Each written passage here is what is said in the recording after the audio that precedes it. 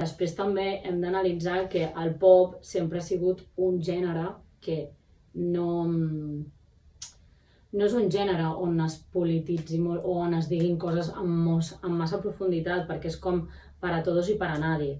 És a dir, és com...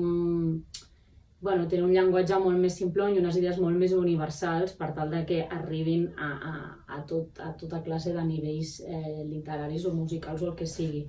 I crec que hi ha molts cops que s'exigeix una cosa al pop que no és pròpia del seu gènere. Tinc la sensació que ens confonem. Diem, aquesta música és política, no és política, el que volem dir en última instància és que està discursiva ideològicament més carregada o menys.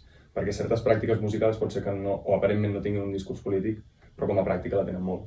Per exemple, que els teus mètodes de creació siguin a través del sampleig, com fem nosaltres, això té un contingut polític bastant important perquè replanteja què significa la propietat intel·lectual en un àmbit com la música. El que passa és que és força indirecte.